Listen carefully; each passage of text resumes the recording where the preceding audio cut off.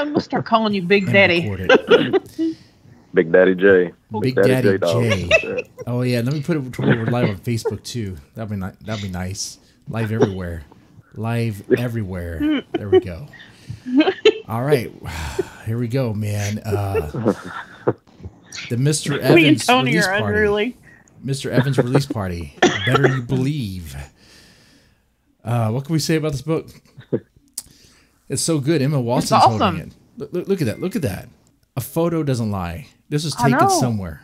Emma Watson is holding this book. Better You Believe. I mean, this is clearly not photoshopped, right? Oh no, it was. Oh, no, not at all. Yeah, it's real. Yeah. Big Daddy J makes it happen. That's right. Big Daddy J. Shit. Big Daddy J makes shit happen. Oh, love man. Tony. All right. Oh, let me open up the chat too. I need to do Lord. that. Where's my chat? Oh, there it is. Interesting. Cool. We done flustered him, Tony. Yep. All right. So what we're doing tonight is pretty much talking about everything Better You Believe and related to that, which would be urban legends, real urban legends, not the fake ones, right? Also going to mention, of course, the Texas killing fields because it's pretty big over here in the Houston area. And you could tell. So, Tony, all these stories that you have and Better You Believe, are they based on real things? Are they based on urban legends? Most of them are, yeah. There's a couple that kind of just follow things that I was very interested in that kind of fit the magic kind of aspect of the Appalachian Mountains. But yeah, a lot of them are based on urban legends that me and my cousins were told as children. Mm-hmm. Okay. Yeah. And the other thing I want to ask is, in your area where you live, are you aware of any place where they like to dump bodies? Where they dump bodies? Yeah. Well, I'll tell you. Why? I'm not aware. Well, be careful how you okay, answer so- this. I don't want you to incriminate yourself, but I'm curious. I want to know. I'm more worried about why you want to know. Oh. Where is SK? What have you done with him? I promise you, I only want to know to compare. Some things, some things. Okay. No. Okay. So where I'm from, there are places, like there's not one spot, but there are places where people are said to hide bodies. Places, like different spots. They call them mountain breaks, is what they always call them. Mountain breaks. Oh, wait, like you mean like a space between like a mountain? Is that what you're talking about? Just like so mining was a big strip mining and underground mining was a big thing, and it would leave these big cracks in the mountains, and people would always talk about going and dumping bodies in those. What kind of bodies? Like hookers? Like people who didn't pay their debts? Okay, so listen to this quickly. I used to work at a place called Natural Bridge State Park, and there was this lady. She was it was an awesome place. There was this lady though, really creepy lady that came up to me one time, and she I was leading a hike, and she started spouting all these racial slurs off. And I tried to calm her down, and immediately she flew into this discussion where she just started screaming at me. Where do they hide all the bodies at this place?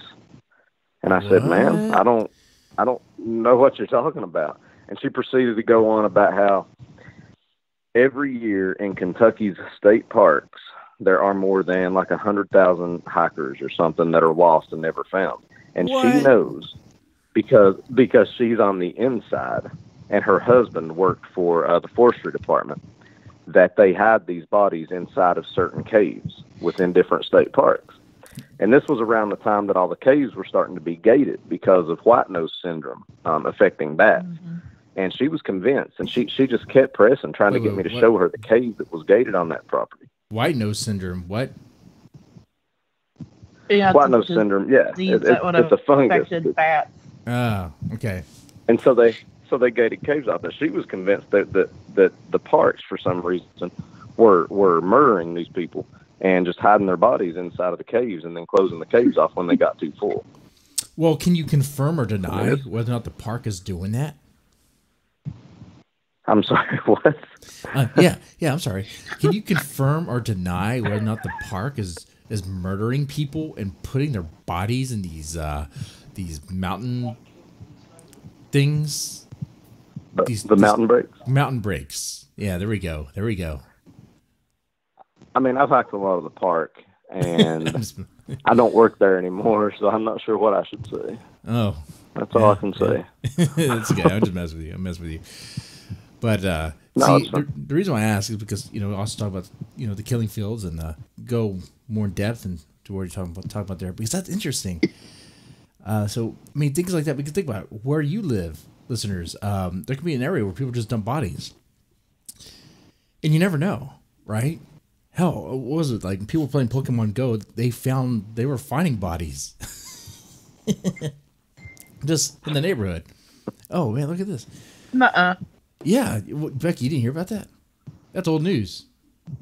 No. Really? Yeah. It's kind of like one of the upsides to people playing that game, Pokemon Go, because you walk around and get you out there, right? You walk around the park and you're going wherever. Some people actually walked. There was, I think, 2 instances, maybe more, where they actually found a body, and it was like, okay, you get people starting to walk around and go into I guess ravines and ditches and stuff. They're gonna find things, maybe. Maybe. So yeah. Wow. And before we go any further, creepy. Yeah, it is, huh? Before we go any further, I just want to let everyone know. So on the release party on the Facebook page, we're going to use those posts, those polls in this show. So there's a caption contest going on. There's some polls going on. I know there's one right now asking whether or not you'd rather live. Let me ask you this, guys. It's the first poll right now is, would you rather live in a house infested with roaches or infested with rats? Oh, God. Or be homeless? or just be homeless. There you go. But it's for the rest of your life.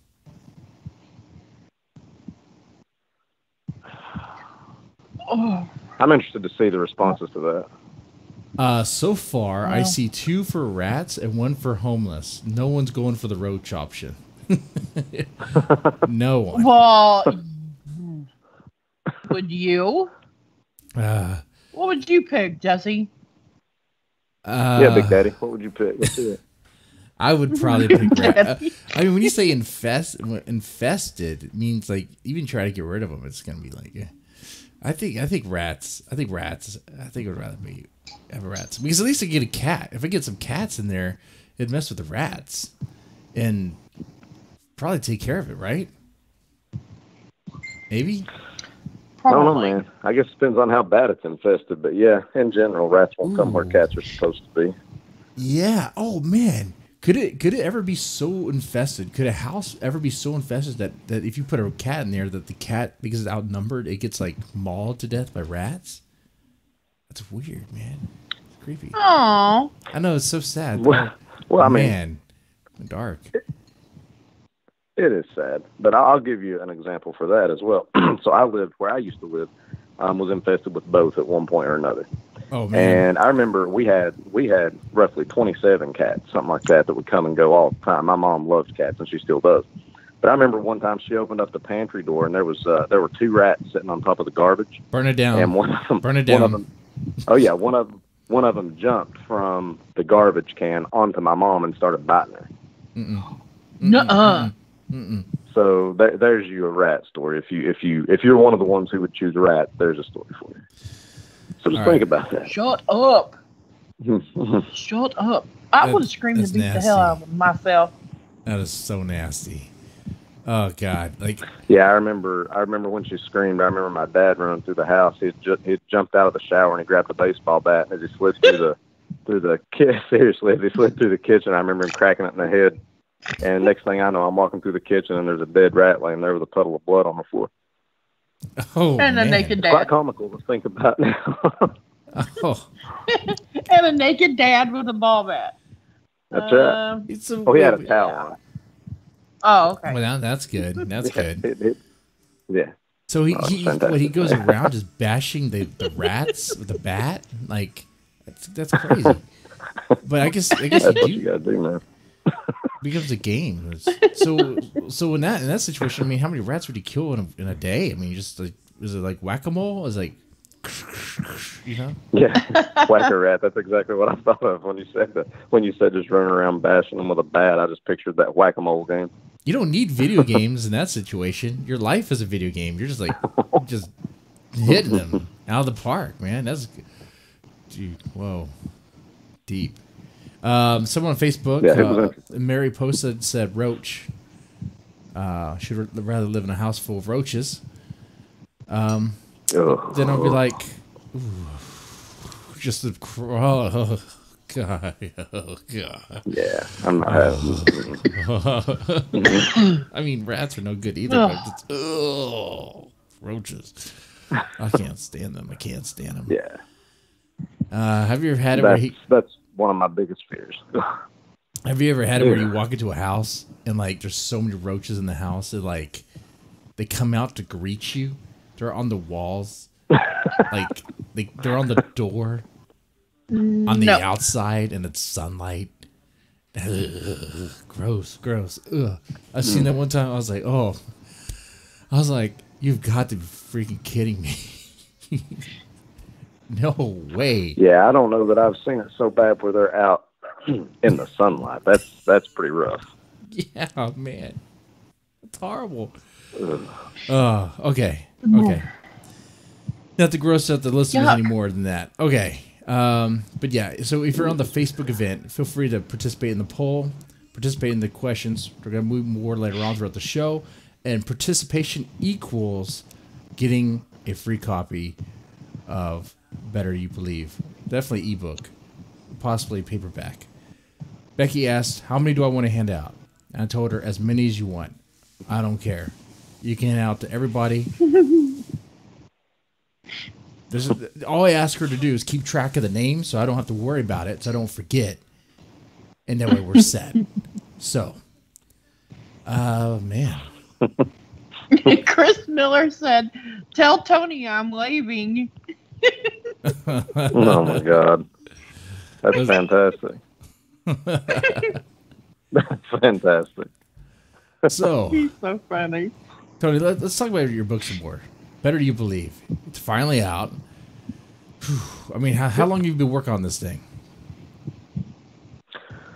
Well, I wanted to put together a collection ever since I started writing. I just never thought that I would be able to do it because, you know, my confidence was very low, especially when I started out. I think my first story got rejected about 70 or 73 times before I had one accepted. So I was very persistent.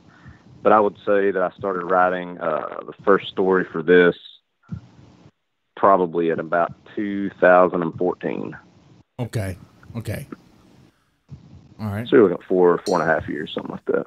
Okay, so you've been working on it for a while. Stories were rejected, but I mean, you've been working on them because I mean, by the time you gave it to me, it was pretty much all done and taken care of. You know, I was like, man. Yeah, I started. I mean, you know, I'm just the kind of person.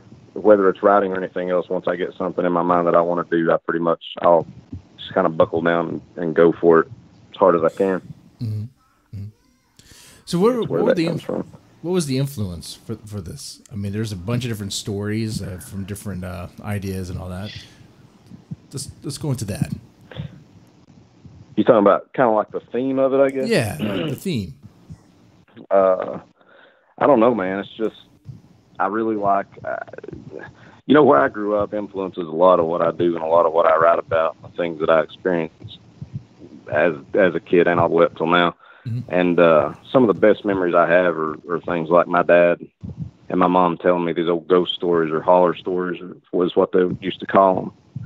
And I just started looking back over a lot of the stories I've written. And a lot of them are not in here, obviously. I think there's only 13 in here. But I don't know. I just started looking back over the stories that I'd heard traveling around in the Appalachians and the ones that my family told me. And I just kind of liked the thought of Appalachian spook tales or urban legends. Okay. Started bringing back some memories, so figured I might as well throw them together and see what happens. All right. Now, I've read them. I've had the honor of reading them all, and they are amazing. Well, I thank you very much for that. Well, you're very welcome. Some of them are very amazing. I will agree with that. And they have a sense of humor to them, they too. are. Like the donkey tree. The donkey tree is hilarious. That's a. Oh yeah. Yeah. Yeah, the donkey tree is a fun. That was a fun story. I'd not heard of that until I moved to Bardstown about a year ago. And I hadn't either. I went on my very first ghost tour. Oh, okay. And I've always, I don't believe in that kind of stuff, obviously, which is strange, but I guess I have to believe a little bit, but I claim to not believe in it. And this lady told me during that ghost tour that if I wanted to see something really cool, that I needed to go check out what they call the donkey tree. And, like Jesse, of course, I just started laughing. And when she told me the story behind it, I started researching it and I went to see it. It's actually pretty neat. It's just, I don't know. It's just creepy. Think about a man beating, and this is going to sound horrible, but a man beating his donkey. And what is that, a euphemism? What? Yeah. like that story, I was like, what's the payoff for this? This looks like one of those stories. It's reading like one of those stories. It's going to have some hilarious payoff. I was like, is it good? Please don't tell me it's going to end with like some sort of like donkey show or something at the end. Because I'm like, man. Oh, like, I don't know. Because like he looks out the window of his car or something. I don't know. It's foggy night, and all of a sudden he sees a donkey and a dude, and it's like, whoa, what's going on with that? What's going on with that? Only you. Can't unsee. Only you. Can't unsee. And I can just see what's going through his mind as these guys are laying out in the middle of a field in the rain, like one of these, really cheaply made movies, and there's a donkey out there on top of them. I can see that. Oh, yeah. No. Just no. My God. Oh my God. So which one are your... Only you. So like, it's 14 stories, right? 14 stories? I'll publish this. 13. 13. Okay. I miscount. Yeah. 13 can't count. stories. Okay, here's the other thing. Guys, I want to get wasted tonight. But I need your help, listeners. Okay? I need your help, Becky and Tony. Hey, Becky, spread the word. Let them know. For every ebook or paperback sold tonight, I will take a shot of American honey. How do I know it sells? Well, the Kindle stats are actually, the KDP stats are actually very responsive. Like immediately. But you can give me a screenshot, give me a screen share, or do the honor method. I'll do that too. Yeah. Let's make that happen. Anyway. All right, so you have a bedtime story, collection of souls, the donkey tree. I can't. What? Catastrophophobia? What? Catastrophophobia. That's the roaches one, right? It is. Catastrophophobia is the fear of roaches. Oh my God. I'm not afraid of them, but I don't like them. Oh fuck! Okay. I think we need to start with this one. Do we even need to go into what's the origin of this story? What was the inspiration behind this one? Behind catastrophophobia? Yeah. Well, there's two things, and they all stem from one particular event. As I told you just a little bit ago, where I grew up, it was infested at one point in time with rats. And at another point in time, we had a very horrible German cockroach infestation. And when I say horrible... Those are the worst, yeah. They are. Those are. And what's ironic is they're not actually from Germany. They're really... I think they're Asian cockroaches, which is kind of interesting. But anyway, that's not the point. So, we got really bad infested with them, and it wasn't to the point where, like you said, you've seen them on the outside in the daylight. But I remember several times when I would lay down, and this is when I'm, maybe 5, 6 years old, and I would flip the lights out to go to bed. Mm-hmm. As soon as I would lay down and my eyes would adjust, all I had to do was look up at the trim, and you could see them crawling out from under it and just scattering all over the wall. God, horrible. And gas it. A little side. Gas the house. Bomb the house. Blow it up. A little side story to this is I had a mullet when I was a child, and I had a mullet up until I was in the 8th grade. So you can laugh at me for that, which is fine. Hey, it's all right, man. Hey, I can't laugh, man. You saw my haircut, it would be like, what? Okay. So, but you had a mullet. You had a mullet as a kid.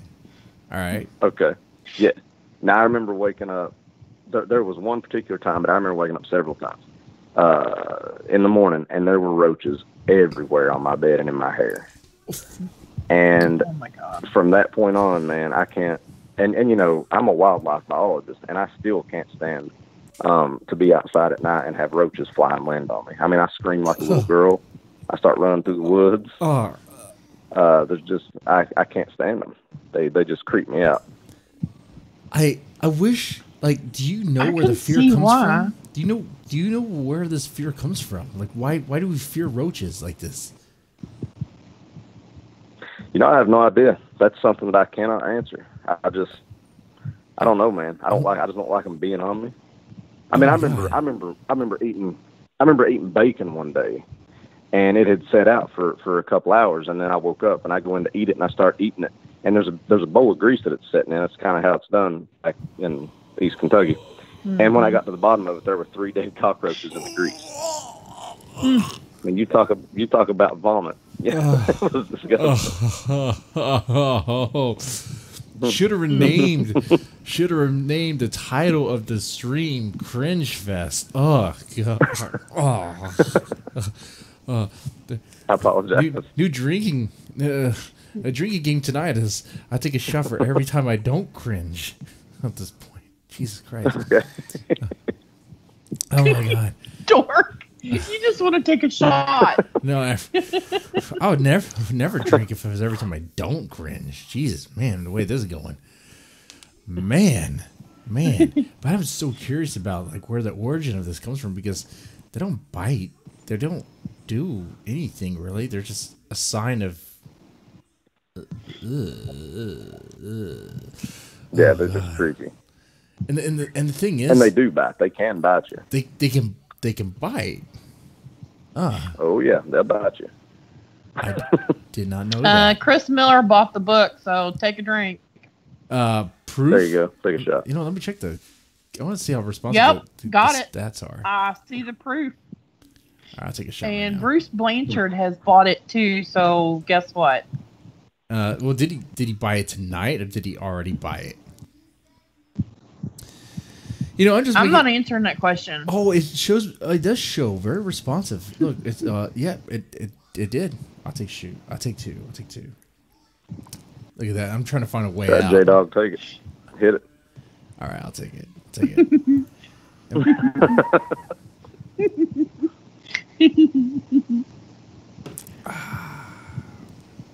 All right. So that was one.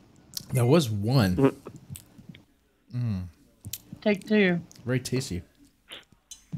The honey. Tony, so how do you feel about me and you just being on the stream by ourselves in about 10 minutes?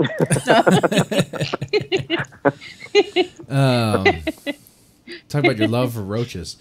But I think we can shift gears and go to like the urban legends associated with this book. I'm gonna stomp the roaches for him, and he's gonna kill the spiders for me. Oh wow! Hey, spiders eat roaches, so I'm all for spiders. Oh no! No! No. Would you rather live in a house infested with spiders or with roaches? Roaches. No. Oh yeah. Not again. Oh yeah. I don't care. No, I would be homeless. You'd be homeless. Your whole family would be homeless forever. No shit, because if you put me in a house with infested with spiders, I would be naked on fire, beating the hell out of myself, and everyone around me would be like dead because I would have blown the house to smithereens. But isn't that like a Tuesday for you? I mean, shush! Don't tell all my secrets. But now you have to think about this wisely, though, Becky. Okay, if you were in a house. Now, if the option is to be in the house that's infested or to be homeless, if you were in a house infested with spiders, you could potentially put yourself in a little barrier. They would just be crawling all around you. If you were outside, you would have rats, cockroaches, and spiders. Yeah. That you would have to deal with. And you have to deal with rain, deal with the elements. I don't mind rain. People throwing stuff at you. Right. Living behind a dumpster. I like rain. You like dumpsters? You like dumpster diving? No. You know, I didn't see your job list, so maybe you could have a job and you could afford to like not eat out of a dumpster. You just for some reason have to be either homeless or living in a infested home for some sort of weird reason. I wonder how there's been any change with that poll. Let's see. That's a random question, but yeah. Let's see. Any updates to it? He's random. Very 3 random. votes for rats, 1 vote for homeless, and none for roaches. Of course. And my brother, oh God, my brother just bought the book too. Your brother. So guess what? You're my brother. Yeah. Your brother. My brother. Is he wearing your bras or something? You're done, brother. What is this? Okay, here we go. Man, I'm supposed to have a game My and chill tonight brother too. just bought the book. I was like, man. Guess what? You're playing game and drunk tonight. After this stream, late tonight, fire up. What are you playing? Well, I was gonna play maybe Apex Legends or something new, but what were you playing last night? Oh, last night was a pre-record. I was playing Duke Nukem 3D. Duke 3D. That game was fun. You pre-recorded again, and it said live. Well, cool. And I was talking in the chat again. Well, that's for me to test some things. Late at night at Twitch when I'm asleep, I'm like, man, I gotta put something up there. Anyway, here we go. Damn it, Jesse! But yeah, that was to me again. That was Duke 3D World Tour, and that's a fun game. Anyway. Yeah, man, Duke Nukem's fun. You did it to me again. Oh. I was in the chat just talking to him, and he was ignoring me. I was like, well, you ass. No wonder he was ignoring me. It was a pre-record. It didn't say pre-record on it. It said live. It had replay in the I mean, if he's parentheses. No, it didn't. If he's not there, he's technically not ignoring you, though. That's true.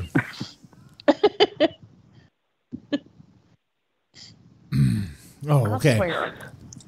But yeah, last night I was playing. Well, I was playing Duke. I played Duke 3D that day, so technically it was live. It was just, and no, actually, technically it wasn't live. It was pre-recorded. But no, later on tonight, someone suggested technically live and technically not. Someone suggested an NES game of Crystalis. I've never played this game before. Crystalis. Do you know what that is, Tony? What's it called? Crystalis. What's it called? Crystalis. Crystalis? Yeah. I've never heard of that game. It's neither have I. It's some sort of like RPG thing. I'm like, what? Okay. Wow. I'm like, it better not be complicated. It's for the NES. Probably get lost real fast in dialogue. Honestly, if you get 2 ways. And Teresa just bought the book. No, okay. Teresa who? What? Oh, yeah. No. Teresa Scott Matthews. She just bought the book.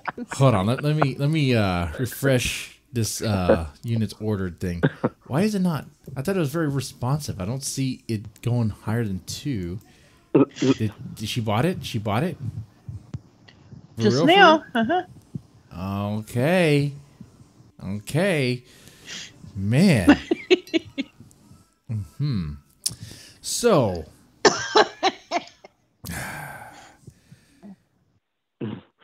You were talking earlier about the how people are throwing bodies in mountains in where you live, right?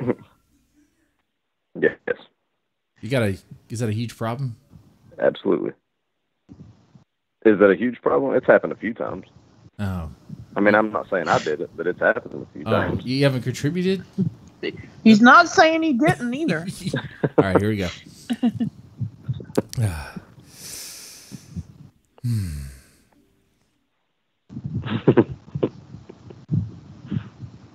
Yeah, right over there, brother? I'm all right. Okay, good. Woo, man. Guess what? No, don't tell me. I don't Guess believe what? it. I want to see proof. Yeah. No. Where's the proof? Yes. Hold on, I'm getting it. Who bought it? You've got Me. All right, Tony, I'm selling these books for you. I love you, Jesse. I'm selling these books for you, man. My liver's selling these books for you.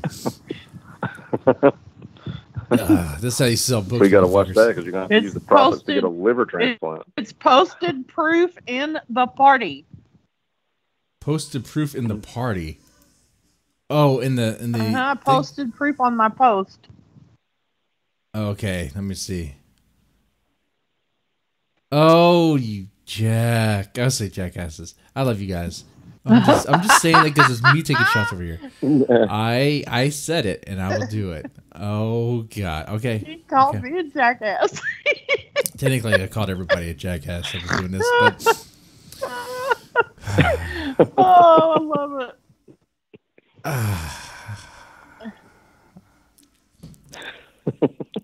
You know, my dad was the sort of guy that could like insult you, but make it seem like it's a compliment. You know, make it seem like he can insult you. I can do that. Yeah. You know, that's a character trait. That's something that you get. I don't think it's learned. I think it's just something you have. You can insult someone, but people know that you're just being funny about it.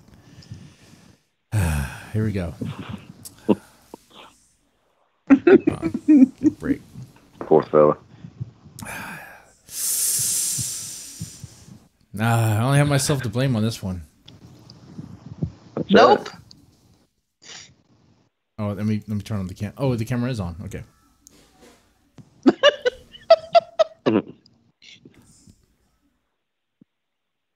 All right, there we go.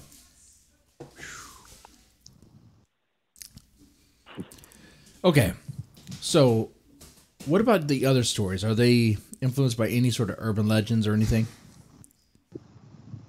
Let's see. Let me figure. I got to go back over the ones that are actually in there.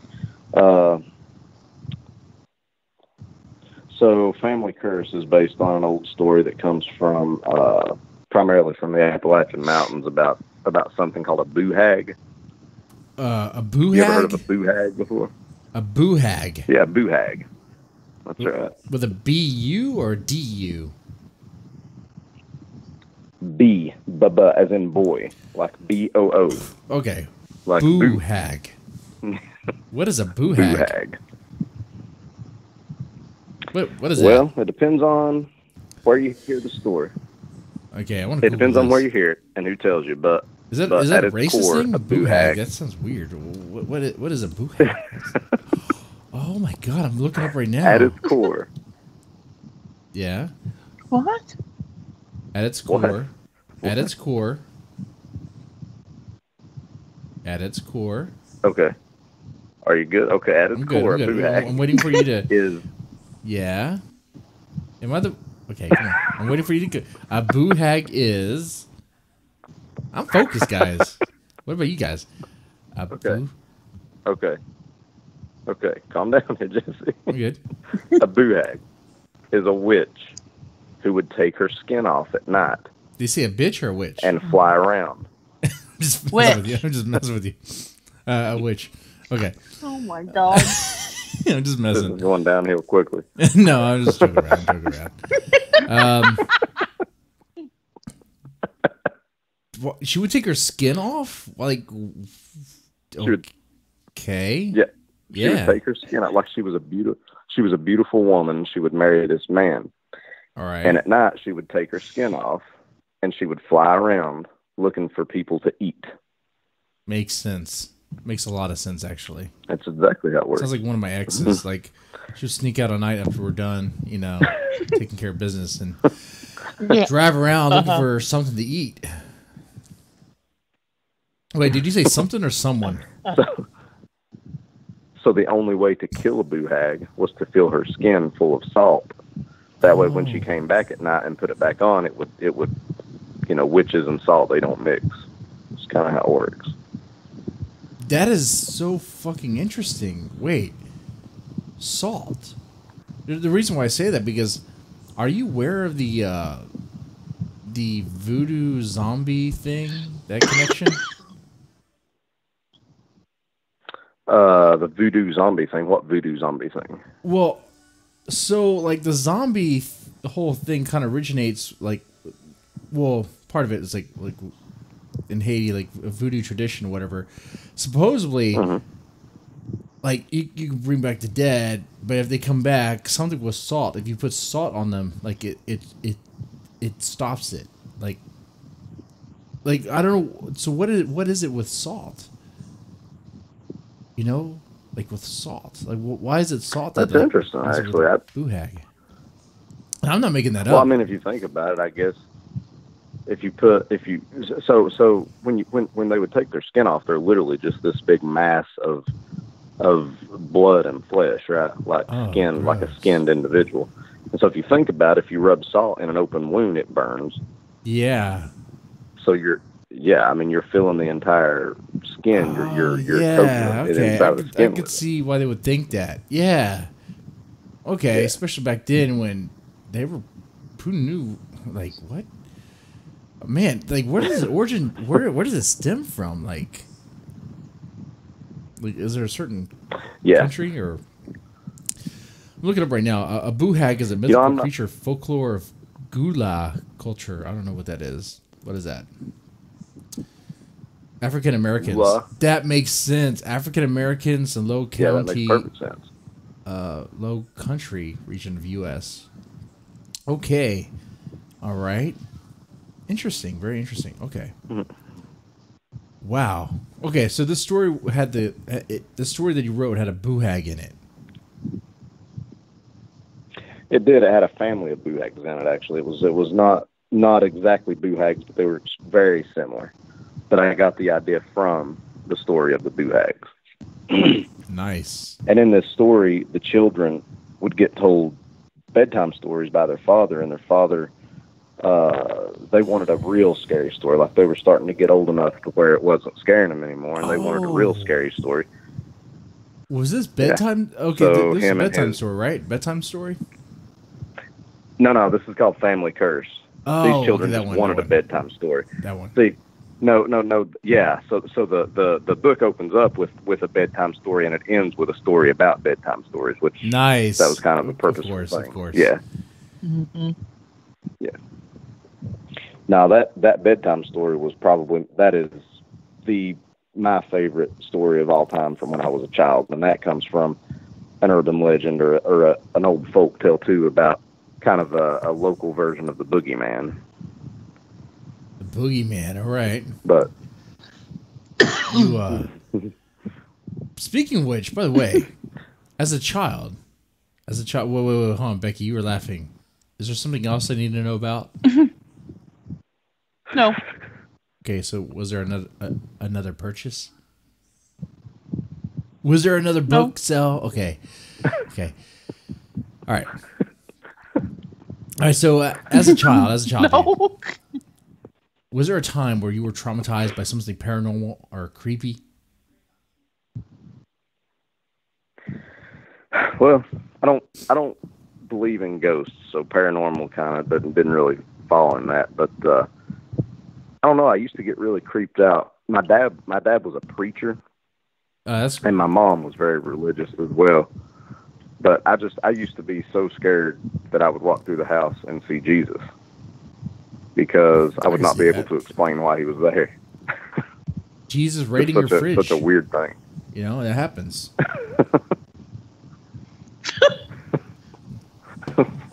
Becky, you laugh. That hasn't happened with you, Jesus. Rating your friends? Yeah. No. If you have a family that's never... a member of the church, that's what he does. He just wake up around 2 a.m. Becky, I know I'm drunk, but at least I know this much. Wake up around 2 a.m. Go to your kitchen, and you're probably going to see Jesus raiding your fridge. Okay? If I do, I'm calling you. I'm telling you. Actually, the thing about it, take pictures. The thing about it, his holy presence prevents cell phones from working, so you won't be able to call or anything. But don't worry. He's very mellow. He's very cool. He's Jesus, okay? And he's as long as Jesus takes the damn spiders, we're all right. He'll do that. He's like the coolest dude. Like, you talk to him, you're like, man, I'm tired of these spiders. He'll get rid of it. He'll get rid of it.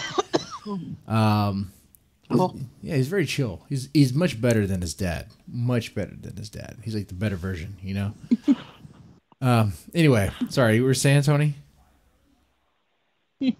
Sorry. Yeah, I was just afraid that I would. Oh, you're fine. I was just afraid that I would walk through the house and see Jesus because I would not be able to explain why he was there.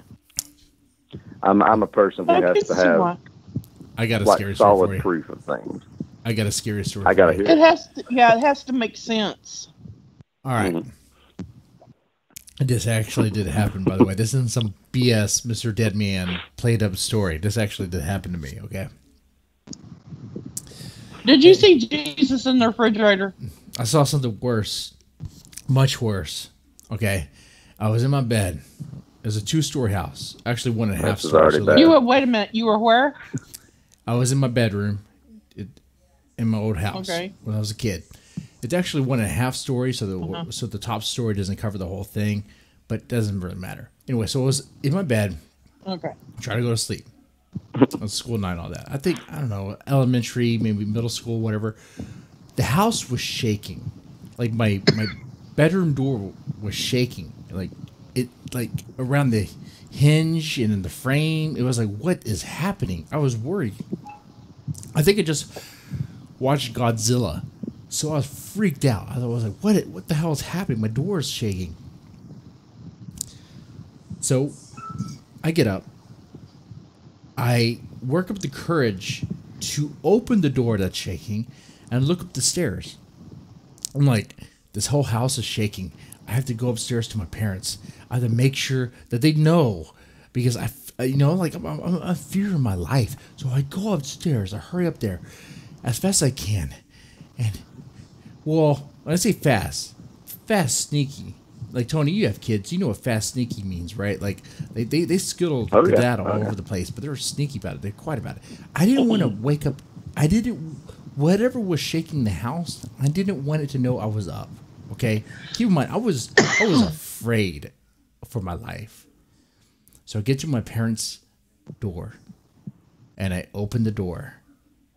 I turn on the light, and I see something that is the worst thing I've seen. It scarred me forever. My parents just turn around, freak out. Jesse, what are you doing? Oh, what are you doing? And I just remember what I saw. I can't describe. There's probably kids that watch this. I don't know why they listen to this podcast, but I can't describe what I saw. It's what? What? I went downstairs and my dad had to tell me about the birds and the bees, pretty much. That talk. I'm like, Dad, the house was shaking. You shook the whole house. I don't understand it. And my dad was like, honestly, if my son were to tell me that, I'd be like, wow, I must have power behind my throat. Oh, Jesus Christ. Oh, man. I feel good telling you that story. I don't know how it compares, but I didn't see Jesus, but I saw where I came from. You need to look up the Key and Peele mattress shopping sketch. Oh my God, that's because funny. That is exactly what I picture you doing whenever you just told that story. Yes. Okay. That is, Now, oh here's my the thing. Here's the God, thing. that Right is now, funny. we're streaming on Facebook, YouTube, and Twitch. If we were just streaming on Streamy, which, by the way, if you like this show, if you like this podcast and all that, follow us on Streamy. I'll tell you why. On Streamy, we can get away with playing copyrighted content. Like, we can get away with that because it's like it's a smaller platform, lesser rules, all that stuff. Just don't make a huge fuss about it, okay? So if you like the show, go over to Streamy and follow us there. You know, give us support there. Because had we only been streaming on Streamy, I would pull up that skit and we would watch it right now together and laugh and have fun. But we can't do that. We can't do that. We can't have that much fun, but we can still do something else. All right.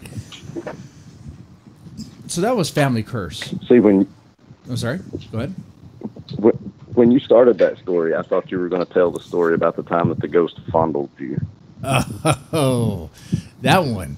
The ghost fondled you. Holy hell. We got to be careful. We got to be good. Okay, censor it a little bit, but I need to know this. Okay, Becky, when I was 13, a ghost fondled my manhood. Okay.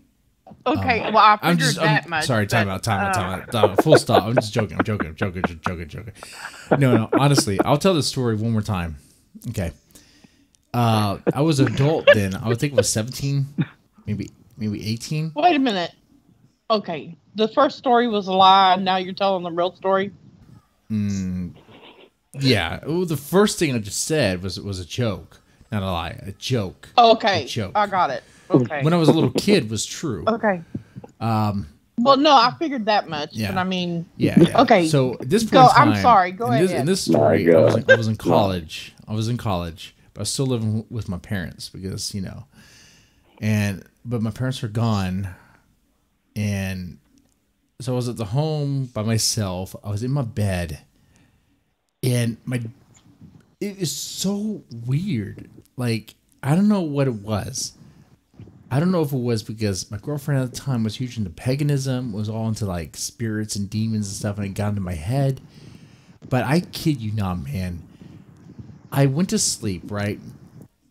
And I swear, during that, I felt like someone just poked me in the middle of my back with like their thumb or something. Just like jabbed it in there. And I was like, I turned around, I was like, what the fuck was that? Turned around, of course there's nothing there. But actually, I missed something that makes it more interesting, actually. I think I told Tony this too. See, it was like, I think weeks before, my girlfriend at the time, when we were having intercourse in my room, right? She paused. Wait a minute, you broke up, so I missed that. Okay, I'm telling you kind of low here to keep it on the down low, you know what I'm saying? Oh, okay. Yeah. Okay, you and your girlfriend were... My girlfriend at the time were having intercourse in my room, okay? And she freaked out and paused and looked at the door frame of my room. Once again, the door frame. I don't know what it is with the fucking door, but with the door, she looked at the door, and I'm like, what the hell? She's like, well, her body froze up and all that. I was like, so I just stopped thrusting and all that. I was like, what's going on? She's like, there's something right there. What's right there? There's a spirit. I'm like, what do you mean a spirit? There's nothing there. There was nothing there. I looked at the door frame. There was nothing there. There's no shadow guy or anything. She was like, no, there's a guy there. You have a ghost in your house. His name is Fred. I'm like, what? Fred. That's his name? Seriously? Fred? I'm like, come on now. That can't be his name. Fred. All right. That happened. Weeks later, I'm in my bed alone. I'm asleep. I feel like this jab in my middle of my back. So I turn around. I'm like, what the hell was that? There's nothing there. I'm like, what is that? What is that? Fred? Is that Fred? Are you there? I mean, come on, man. Come on. Oh, Jesus. So did you ever see Fred? No, I never saw him. Even with my wife, like with my wife, we did a whole Ouija board thing in my room and upstairs, where my parents' room was at. I was asking. Is this the same Ouija board that you drug your balls over? Of course. I mean nuts. Of course, it was. Testicles. Of course, it was the Ouija board that's passed on from family to family, right? The Ouija board in my grandparents bought and passed it to the grandkids. You know, this Ouija board has seen action. Yeah, same board, and so I tried it with my wife, tried to bring this Fred guy in, but nothing happened. So to this day, I think maybe it was because my girlfriend was cuckoo. I don't know. I don't know what it was, but that was my interaction. What about you, Tony? You ever played around with a Ouija board? Yeah, we used to play with them all the time. Me and my cousin when we were children. My mom. I never have. You get any? Fun, man. You get any action? Like, I don't mean that like in a real way, but you get any? Well, I mean, you know what I'm saying? I mean, action is in. I mean, I was never fondled by a ghost, but I mean, my mom. Hold on here. What? Okay. My mom used to play with Ouija boards quite a bit, and she had I can't remember the one's name, but she had she would claim, right, that she had this spirit or this ghost that was mean and deceitful. So I guess it would be more like a demon that she would talk to on it from time to time. But me and my cousin never could get it to move, and we would play with it. You know, my theory on that is I've never messed with one. Yeah, they're interesting. I mean, they're fun to. My theory on that is that so all these people have their fingers on the little thing, right? Someone with like, I don't want to phrase it as like a weaker mind. I think someone who has it in them to lie, like, move it just a bit. You know what I'm saying? Be like, oh, it's just a spirit. That's not a spirit. That's you moving it. No, it's not me. Look, it's moving. And since all the hands are on it, you don't really know who's moving it. You know what I'm saying? Mm-hmm. By the way, we got some questions. Yeah, I understand. Bo Chapel. Sorry. Bo! Did I just dox him? I don't think I doxed him. And Infrafan asked, did Jesus ever talk to you, Tony? Did Jesus ever talk to me? I have never been spoken to by Jesus as far as I can. You've never been spoke to by Jesus? But you know what happened that's great in your life? Emma Watson read your book. You see that on the screen, guys. Emma Watson bought a paperback copy of Better You Believe and read it. What are you doing? Emma Watson did that. What are you... Yeah, buy a copy and post it on in the party, and Jesse will take another shot. I will. Because I said I would. Yeah. I'm a man of my word, even though I regret it. Okay.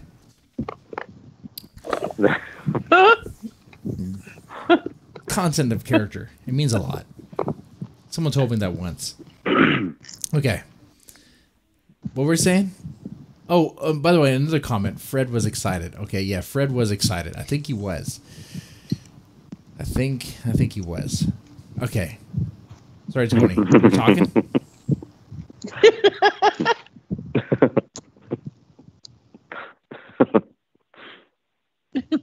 Okay. Where did he go?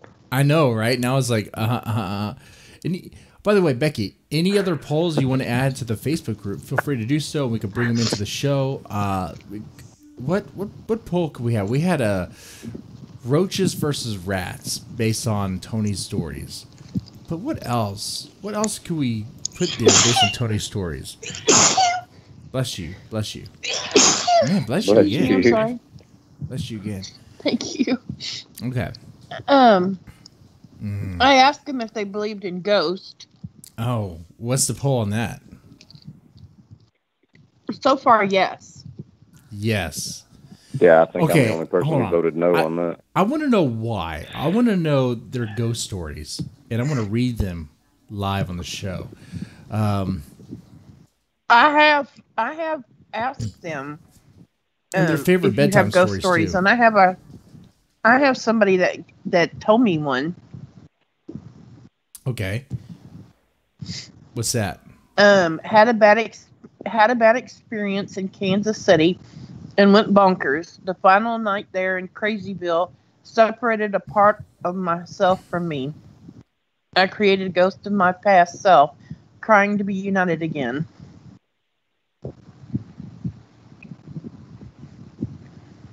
I mean, this sounded like a work of poetry. What?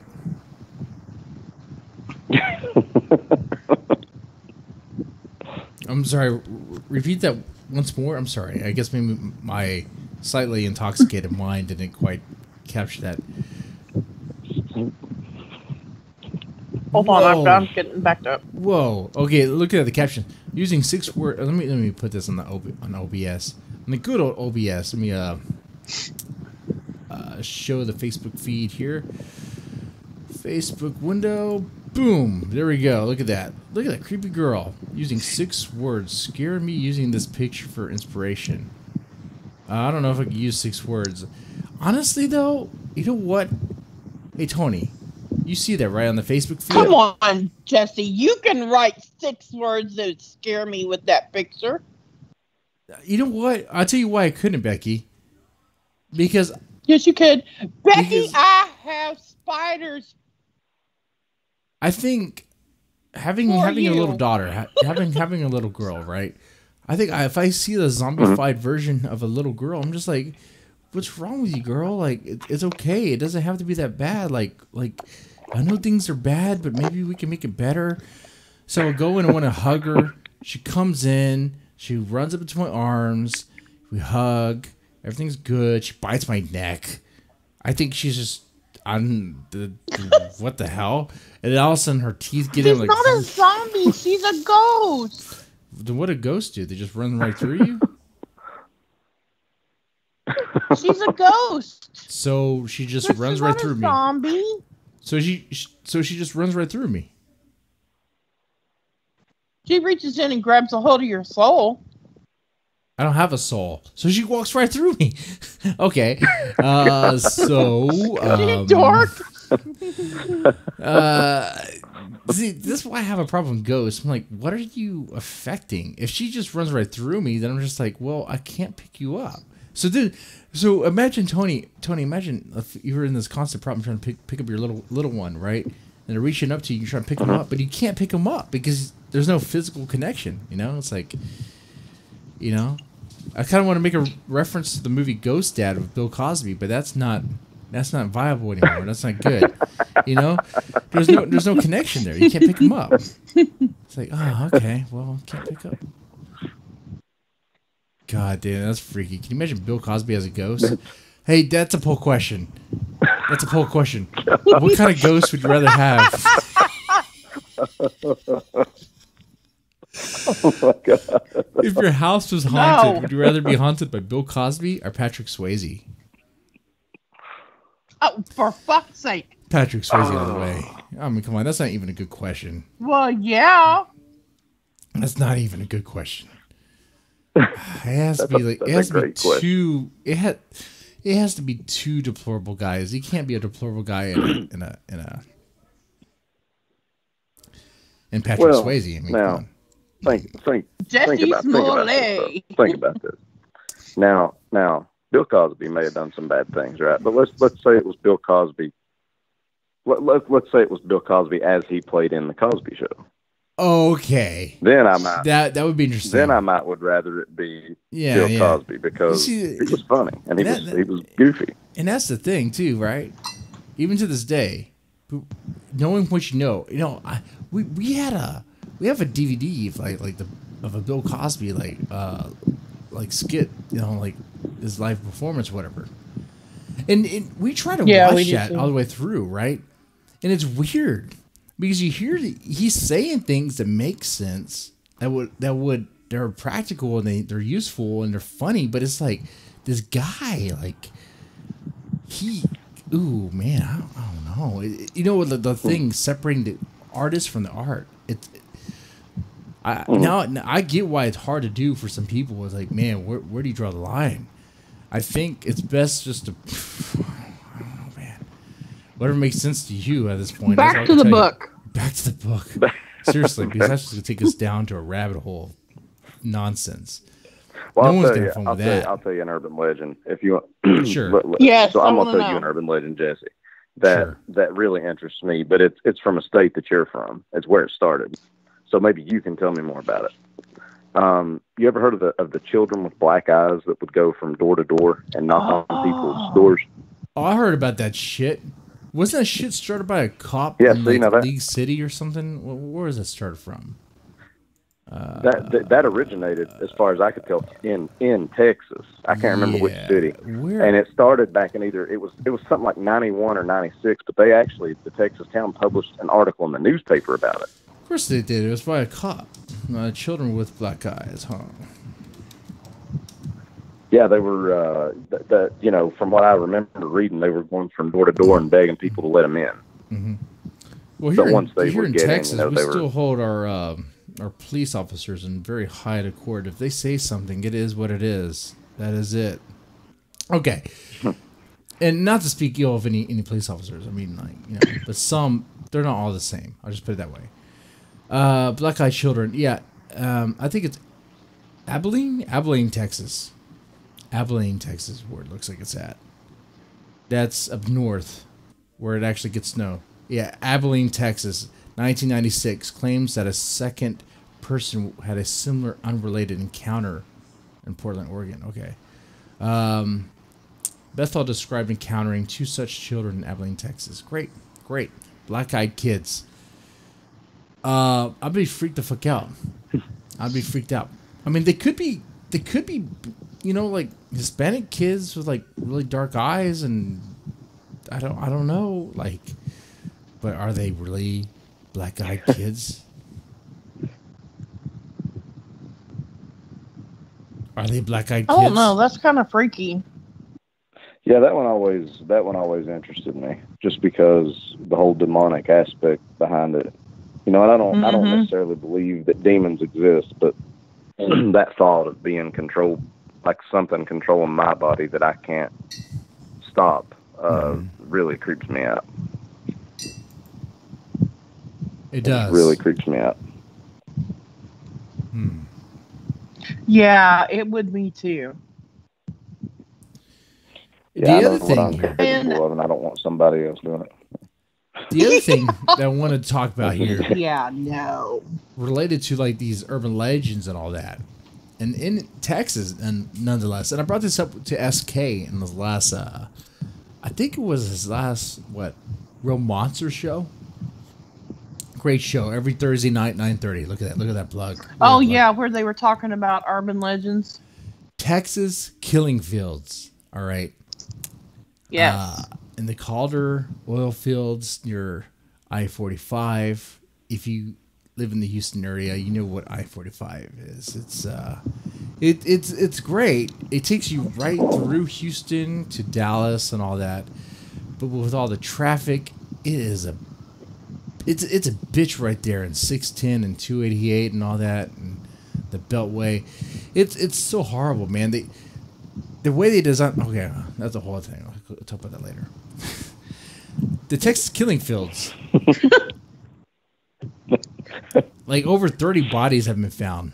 Like 30 murder victims since the early 1970s. 30 bodies of murder victims have been found. And it's just right there. It's near my house. It's right down the road. And it's still to this day they're finding bodies there. I mean, it's like really. It's either, hey guys, did you know that this place is not a good place to dump bodies because they're now digging them up, or is it? And honestly, it could be this. There's so much acreage, right? So much land, very little police force. I mean, there's police force, but there's a lot of open land from spot to spot in Houston. Even just the Houston area alone, like you take the Houston and the suburbs, like Pearland and like League City and all the way down to Galveston. So much open land. You could dump all sorts of bodies. if you wanted to. Crazy. You can dump all kinds of bodies there. I was gonna say, I guess you can dump all kinds of bodies just about anywhere. There's a lot of land. Yeah, man, there's a shit ton of land, a shit ton of open fields that I don't think they have anyone monitoring them. There's no way. I mean, I know there's not, because what I do for a living, I do a lot of casework, so I'm doing a lot of driving. Usually, sometimes at night. And in where I live, the county I live, there's one road. 35, pretty much Highway 35 takes you all the way down from Pearland, Houston area, all the way down to Sweeney, Texas. That's it. There's some other roads in between that are not really much. In between that, it's nothing but open fields. There's some farms. There's some trailer parks here and there, but nothing much. Man, if you wanted to, you could just be dumping. Just digging and throwing a body in. Man. Not that I condone that. I don't, I'm just saying. Crazy stuff. Like you guys don't have that? Like where you live, Becky, where you live, Tony? Like, you guys don't have, like, a bunch of open fields? No, there's open fields where I live now. But I don't know that a lot of people drive by them and think that there's enough land there to bury, hundreds of bodies. But there are plenty of fields. We're talking about 30. And, like, it's crazy because they get uncovered, right? And they solve, like, cold case files and shit. Which I think I will give the information to SK. We'll probably go more in depth on real monsters. I think that might be a real monsters thing. Or a very special episode of Deadman's Tome to really go over the killing fields. So let that be like a thing for that. All right. Can you imagine how creepy it would be to find a dead body, though? Oh my God, no, thank you. I mean, I have a coworker who worked at the last place that I worked. He found one 2 years ago in Memphis when we were out doing some work there. Yeah. And he couldn't sleep for about a year after it. He would talk about having nightmares about it. See, I could sleep afterwards. It was a teenage girl, and she was partial. Yeah, I could sleep afterwards, but it would be one of those things where, I mean, I never found one, but from seeing what I've seen so far, it would be bizarre. It'd be weird. Like, I'd be like, oh shit. Well, we gotta definitely phone this in, and definitely make sure what we say as clear as fucking day, so we're not held accountable. Be like, officer, we found this here. We found this, okay? Look, what? I don't know what that is, okay? Yeah, I don't know. Because that's the fear, right? You don't want to phone in because you're afraid you're gonna be held accountable and all this stuff. I don't know. Yeah. And I think that's one of the things that aggravated him the most about it. I mean, he was scarred from finding the dead body, but he was more concerned that they were going to think he was the one that did it. Mm-hmm. That's true. I mean, I understand that. Yeah. So, you know what? I'm looking at the Wikipedia page for the Texas killing fields. There's even a Wikipedia page for this. Look at this. The fields have been described as a perfect place for killing somebody and getting away with it. After visiting some of the sites of recovered bodies in League City, oh my God, it's like where I used to work. Amy Kanan Mann, director of the film Killing Fields, Texas, commented, "You could actually see the refineries that are in the south end of League City. You could see the I-45, but if you yelled, no one would necessarily hear you. They wouldn't. They would be in their car. No one would hear you." Oh, man. That's how open it is, man. You have a major freeway, which is open fields all over the place. Man. Crazy. I'm sorry. All right.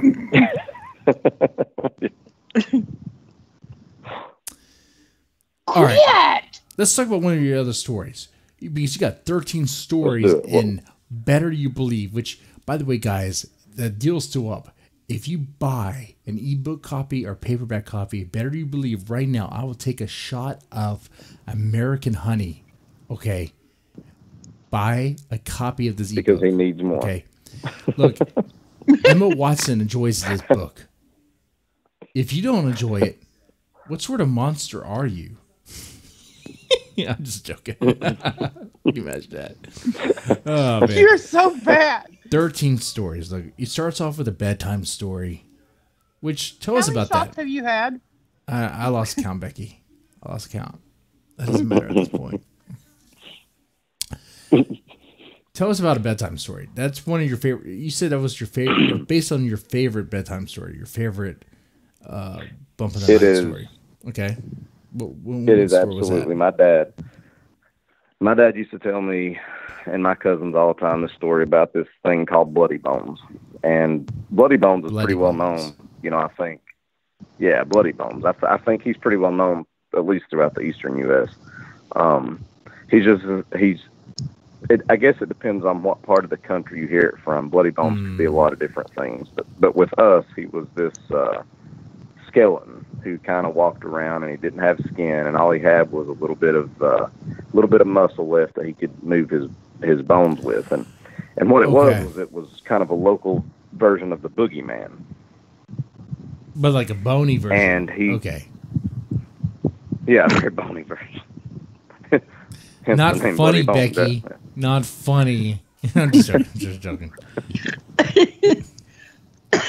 And the way that the story would work is it was a shock story. You know, like you're laying in bed and your dad's sitting here telling you this story, and you hear this knock on the door, and he would say, Bloody Bones is at the front door. And of course the child would not answer because the child's starting to get scared, and he would hear the door open. And he would hear the footsteps coming. That's right. Bloody Bones is going to get you. Oh my God. You would hear these footsteps coming through the house, and he would say, Bloody Bones is in the living room. And then you would hear him stepping up the stairs or stepping through the hall, and you would hear him say, Bloody Bones is coming through the hall. And then you hide under the covers because you're scared as a child. And then you would hear his fingernails or his bony fingers tapping on the doorknob to your room. And you would hear him say, Bloody Bones is outside the door. And then you hear your door open, right? And eventually he makes his way all the way over. And at the very end, Dad would build this suspense up, and then he would just grab you and scream, Bloody Bones has got you. And it always creeped us out and always scared us. But the origin of the story of Bloody Bones actually came over from Great Britain. And I think it started as something called Rawhead Rex, which Clive Barker wrote a story about. I believe it was in Books of Blood. Mm-hmm. But yeah, and that Clive Barker's a fantastic author, of course. But Rawhead Rex was an interesting tale. It's about this this big pig who just this gigantic pig who this witch would talk to, and it's the only person that would talk to, or the only thing that would talk to the witch. And people got used to seeing them together.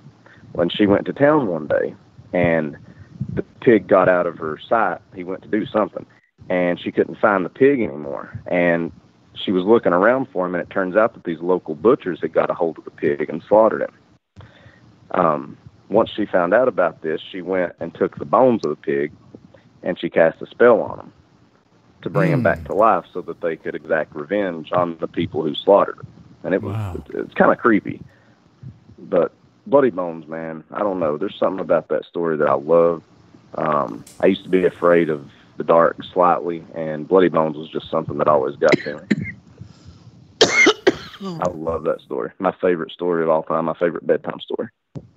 That would have scared the crap out of me. Yeah, I mean, I love that. I love that shock value story, and Bloody Bones was great. Right. That is a good story. That's my kind of story, too. You know, and I'm thinking, I'm not really sure whether or not my parents ever really shared with me like a horror story to keep me asleep. But it does remind me a bit of the Boogeyman. The whole during middle school, I got a hold of the what stories you could tell in the dark. Those stories, those books. Oh yeah. Yeah. Yep, scary stories to tell in the dark. Okay, in which, Becky, have you read the stories yet? It's okay. It's okay if you haven't. Scary stories you could tell in the dark. It's a book series of a bunch of short stories. They're very short. You can read them you can probably pretty much read the whole thing in like an hour. They're really short. Yeah. You read better quality stuff where I was reading like low tier mainstream horror shit. But I read that as a kid and it freaked me out. I think it was because of the drawings and stuff. The illustrations were very cool looking and very creepy. And it freaked me out. I was so afraid of something living under my bed. Like, I didn't want to, like, put my foot out, you know? Because there was a story in one of them about the thing under your bed. It would just come out and, like lick your toe or something. And lick your foot. Oh, my God. Yeah, yeah. This is the kind of stories we're talking about. Like, they're very short, right? So you can read it, like, real fast. But what it's about is something you can definitely relate to. Everyone can relate to that. Imagine that sensation. You try to get out of bed and someone's licking your foot. Was that your dog? Turn around, look. Oh yes, it's dog. Of course, dude, it's like it builds on that the story. Yeah. That story. That's one of my favorite urban legends. I guess one of my favorites is the child is laying in bed and their arm is hanging off of the bed, and they feel the dog licking their hand. Yeah, yeah. And yeah, but they don't have a dog. And then they hear a bark outside, and they realize that their dog is actually outside. And it turns out that there's somebody or something under the bed that's licking the child's hand. And that's how it ends. You don't see what it is. You don't see what it is. It's like, what the fuck is that? Creepy. That is great. That is great. Okay, and not to plug your stuff. I know that's what this whole stream's about. Okay, but look, man, when I read your short stories, your short story collection, it reminded me of that. Like the way you frame your stories, you deliver on your premise. It's you cut to the chase. Like you don't put a bunch of padding, a bunch of bullshit description like Anne Rice or whatever. You come right to the chase. It kind of reminds me of a little bit like scary stories you could tell in the dark, maybe a little bit of Goosebumps, but with that adult edge because there's still some F-bombs or whatever in there. You know, after all, you have a story called Donkey Tree, which I thought was going to end with something else, but it didn't. I was like, man, we got close to it. Man. Oh, but it was still funny. It was funny. But yeah. I like that. Yeah, I've had a few people actually say that they talk about the way that I write being very fast, very to the point. And that's kind of how I picture short stories to be.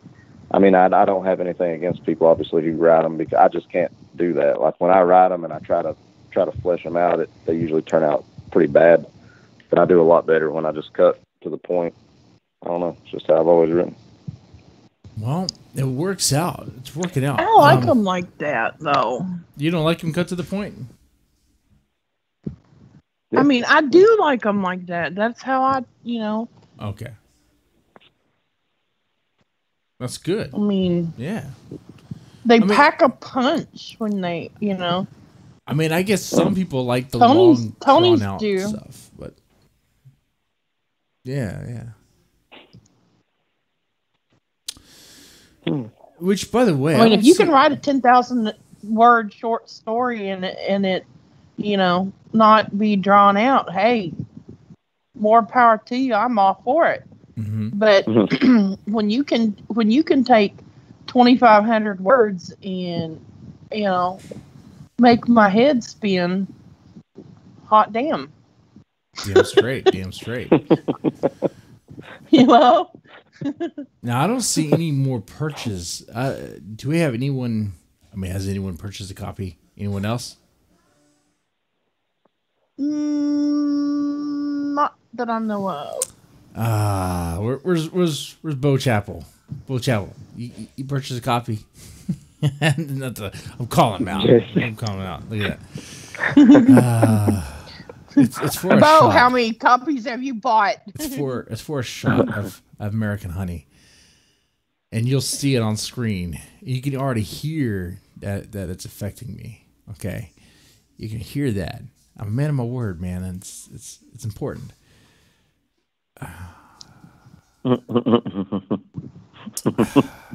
Okay. What else? What else can we get into here? Let's see. We talked about your stories. Any updates on the polls? There is no telling. All right. What else is going on the Facebook? With us, the Facebook are you kidding? page? What else is going on the Facebook release party?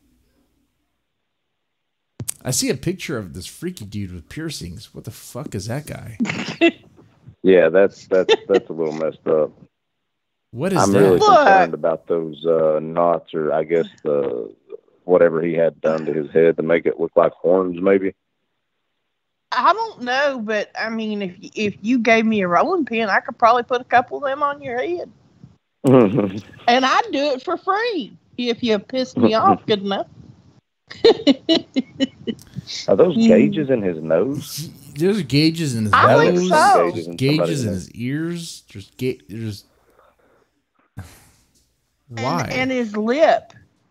Yeah. Oh yeah. And look, he's got a trailer hitch in his nose. How does he eat soup?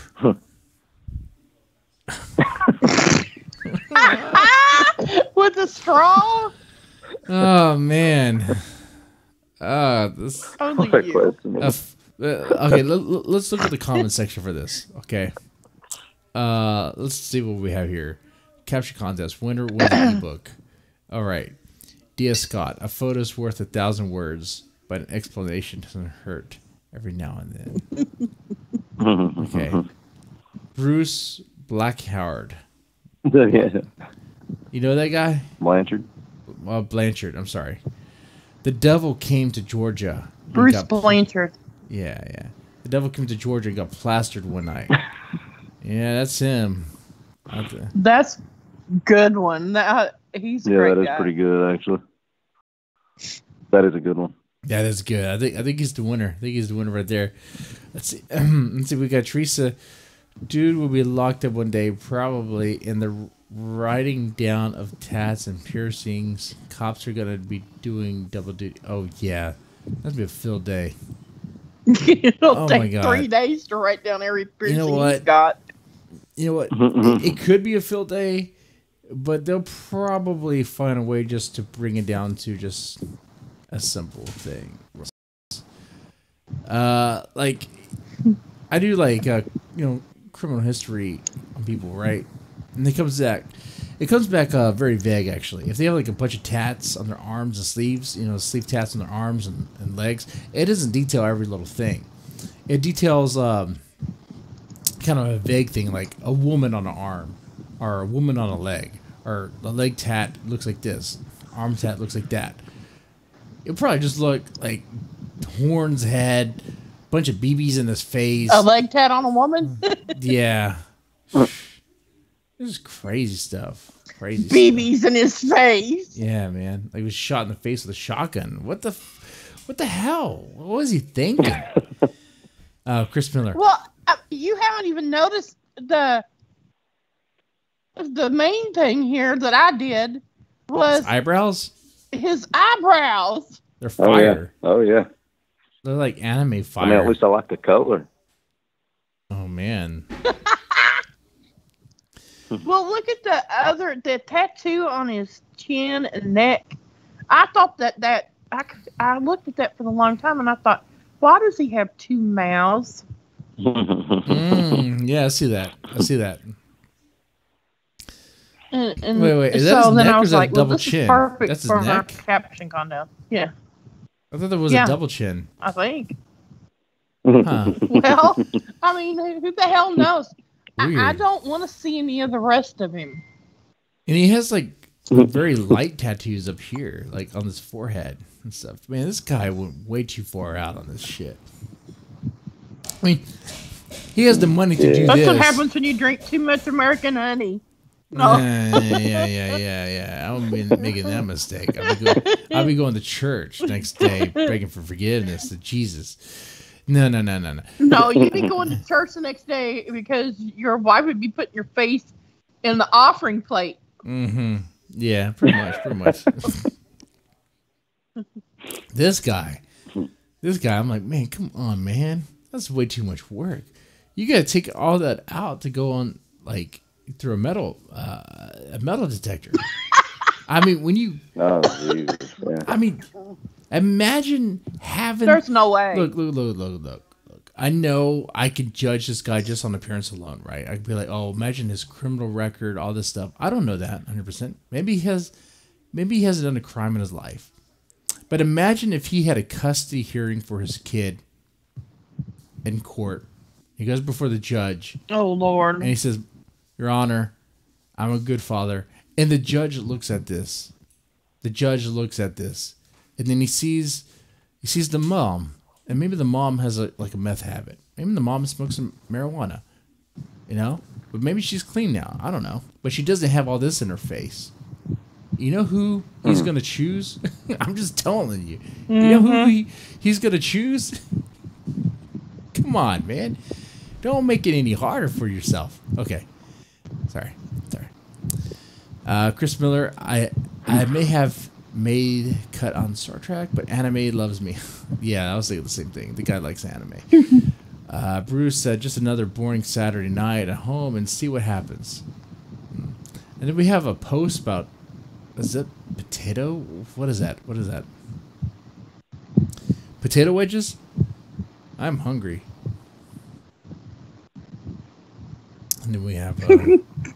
What? I'm just looking through the Facebook event thing. That's what I'm looking for. I'm looking through. Anyone else that would give this ghost girl a hug? Because I would try to. I'd try to give her a hug. And honestly, it would probably break my heart if I couldn't hug her. If I couldn't hug her, I'd be like, man, I'm sorry I can't hug you. Like, I don't understand. She'd kick you in the jimmy. It doesn't matter because I wouldn't feel it. She's a ghost. So I'd be like, you try to kick me in my nuts, but doesn't... Well, you felt Fred poke you. Yeah, well, then maybe I could tell her you just have to be as excited as Fred, and then I can pick you up. Okay? You just have to be excited. Well, she might be excited, but she kick you in the jimmy, you might know it. Maybe, I don't know.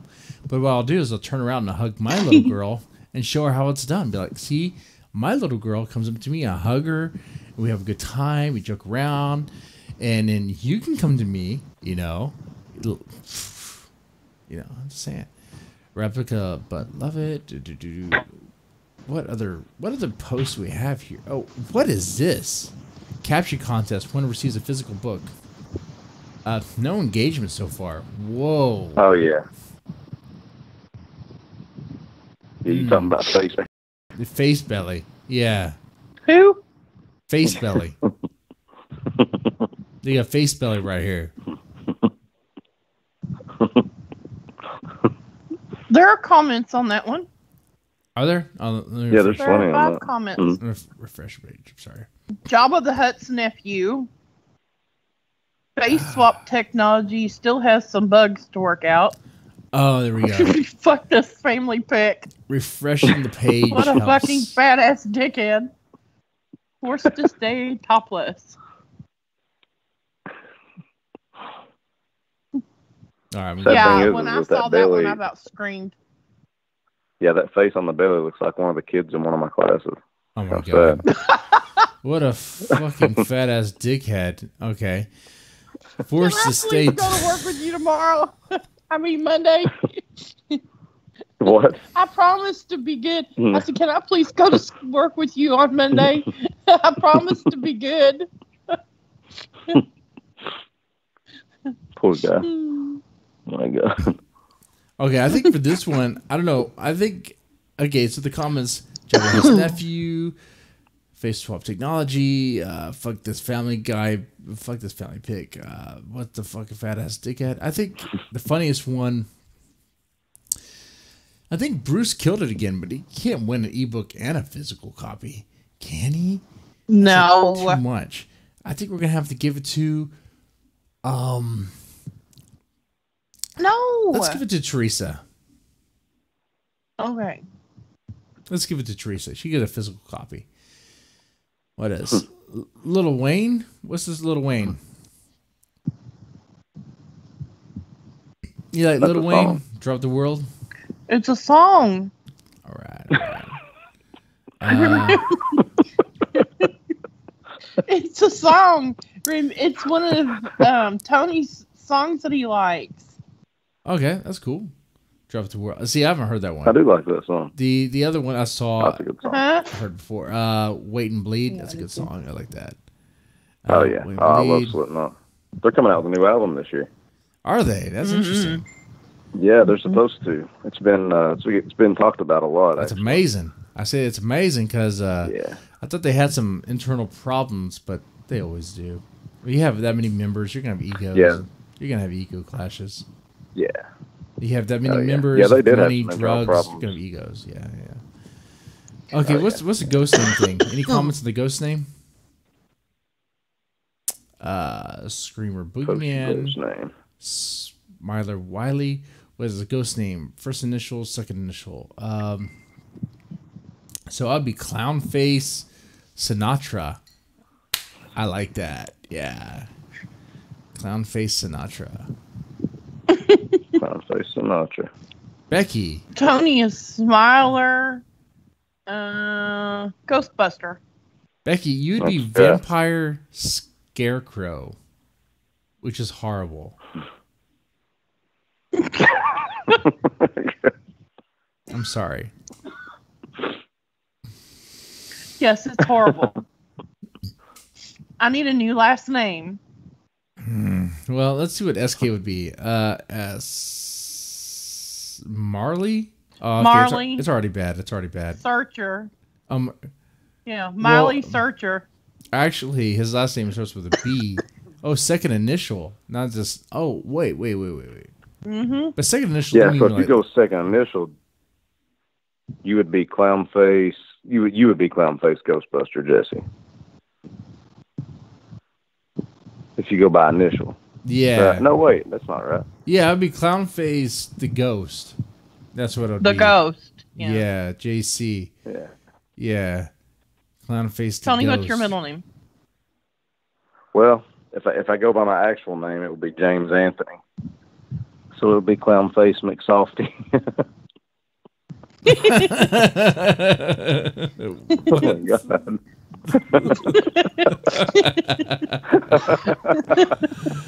Oh man! I'm done with it now. That's killed me.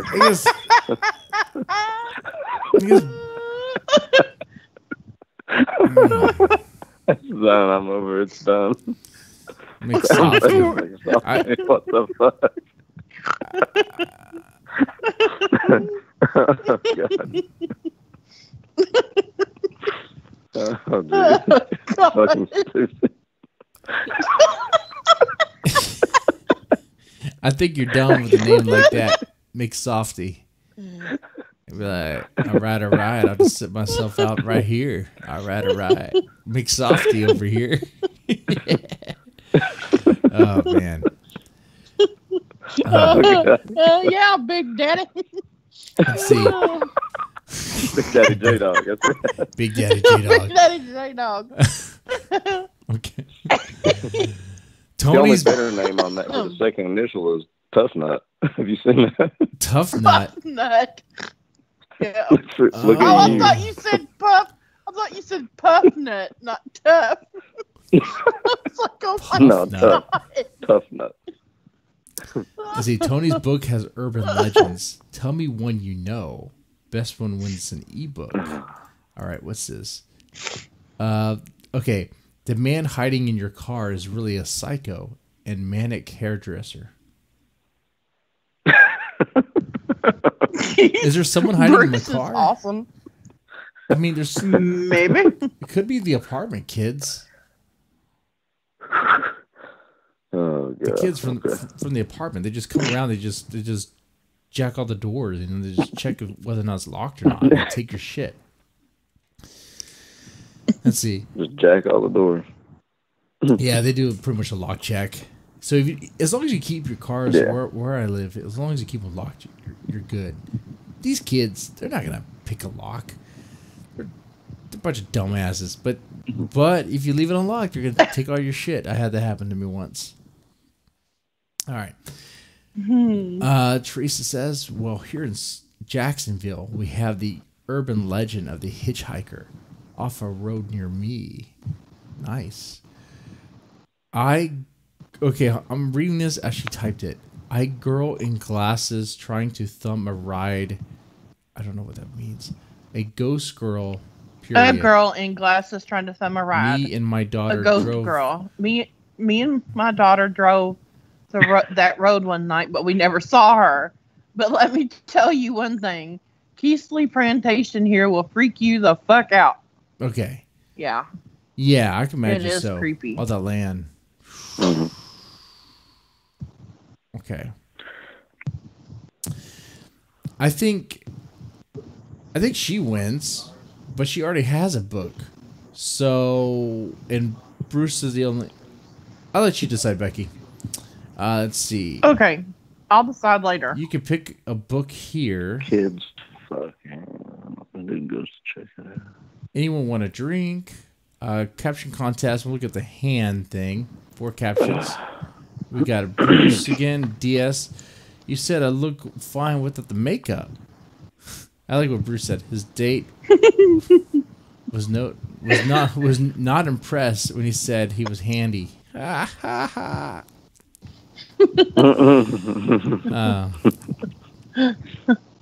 I think DS wins that one. Yeah, definitely. Yeah. Let's see. What else we got here? Bruce says, "Hello, I've read the book and certifiably what? Drain damp brandage. Thanks. Okay. Yeah, it is. It's a good book. It's a good book. Thank you so much. I read that. And so far on the rats versus roaches don't even have a vote, and I don't think that's going to change. I think people would rather. You are breaking up. You are breaking up. Fuck up. Oh, can you hear me now? I can. Yes, we can. Okay, so the rats versus roaches. It's the rats. They won. Yeah. Yeah, definitely. Yeah, Wow. yeah, that was definitely all rats. Told you, man, roaches. And the Facebook release party is over, and I will announce winners on Sunday. Yeah, that's basically it. If you haven't purchased a copy of Better You Believe, you better do it. Emma Watson enjoys it. If you don't enjoy it, I mean, and please leave a review. Look, even Oprah likes this book. Look at that. Oprah likes Better You Believe with Tony Evans. She finds it very empowering. Okay? She finds Better You Believe very empowering. I'm sure. If you were to ask her, she would say that. I think. I don't know. But I'd say you're accurate. That's an accurate statement. She would find it very empowering. Mm-hmm. Yes, she would. You better you believe. All right. So after this stream, I'm going to take a small break, like 5-10 minute break, and hop back on and probably play some. Where he's gonna pee for 3 hours and then play a pre-recorded stream where Becky will be a complete idiot and try to talk to him. This one will not be pre-recorded. I will be the man of my word and promise you it won't be pre-recorded. Look, I'll even play the game the guy suggested. If you want to suggest a game for the whole Game and Chill thing, go to the twitch.tv Game and Chill 10, and you could suggest a game there. What about the game I want you to play? What game do you want me to play? The one that you played the other day that I liked. Which one was that? The one with the dangly spiders and the meatball. Oh my God! You want me to play Mega Man X? You want me to play Mega Man 9? Okay, I'll play that. Yeah, but not tonight. You're What do you want me to play drunk. tonight? You can't beat the meatball tonight. I might tap into some drunk power. Who knows? I mean, well, maybe you can. I beat him. I beat the meatball. I have it saved to work. Okay, I can continue where I left off. You don't have to go back and play the meatball Ball again? No. It's saved. I saved it. Okay. They I beat don't the know elephants. The meatball, Tony, but whatever it was, it looked like a meatball. Mm-hmm. And nobody would tell me what it was, so I called him a meatball. All Tony needs to know is that Tony, have you played Mega Man 9? I have not played it, but I watched you play it. Yeah. Okay, so you saw it. No, I've never played that one. You saw the whole thing. Yeah. Tony and I need to be on while you're playing this sometime, and we need to do commentary. Tony and I could do the voiceover for your game. Well, we could try this. I haven't tried this. The whole screen share thing, and that way you guys can see what I'm playing as I'm playing it. Right. I don't know how late you guys want to stay. Well, let me wrap this up. Not tonight. Okay. Let me wrap this up right now, guys. Guys, if you're listening, thank you so much. Press the like button, follow, subscribe, all that. Give us some love in the comment section, and check out "Better You Believe" by Tony Evans. Look, Oprah likes it, Emma Watson likes it, I think. Photos. And Becky likes it. Becky likes it. Well, thank you very much.